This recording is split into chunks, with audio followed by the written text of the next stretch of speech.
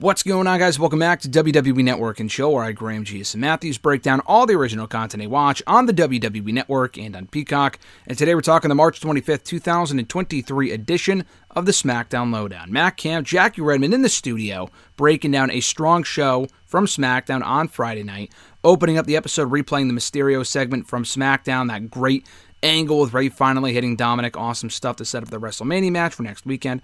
Matt Camp recaps the rivalry dating all the way back to last September, when Dominic turned on Ray at Clash of the Castle. We hear from LA Knight backstage with Megan Morant, and LA Knight says that he beat a legend on SmackDown. Kind of getting lost in the mix was the fact that he pinned Rey Mysterio on SmackDown on Friday. He beat a legend, but he's still without a WrestleMania match. He will be in the Andre the Giant Memorial Battle Royal next Friday, but he still promises he will get his Mania moment. So I'm hoping, based on what he said here, that the Andre the Giant stuff will not be the last we see of LA Knight over Mania weekend. At least I cross my fingers with that being the case. Speaking of which, they do preview the Andre Battle Royal for next week. They replay the Charlotte Flair promo from SmackDown, preview the Charlotte Flair Rhea Ripley match for WrestleMania. Matt Camp says that no matter what, like Charlotte said on SmackDown, the Flairs get it done, and this will be no exception until it is, and Rhea hopefully beats Charlotte at WrestleMania. That's me saying that, not Matt Camp.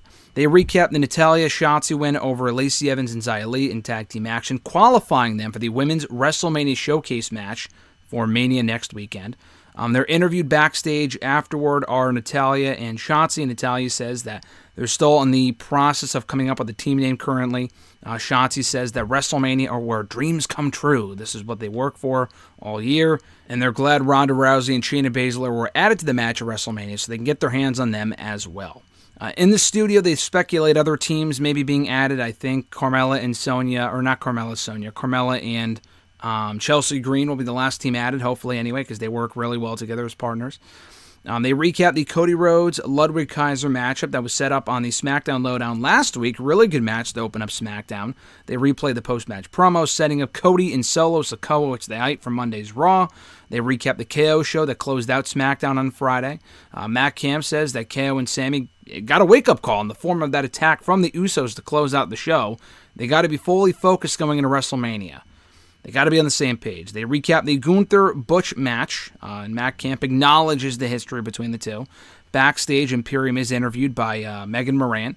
Gunther says the last couple of weeks, Imperium have lost control a bit. There's been a bit of some chaos on SmackDown, obviously, surrounding the Intercontinental Championship. He wanted the Intercontinental Championship defended in a traditional manner, more traditional manner at WrestleMania, not a triple threat.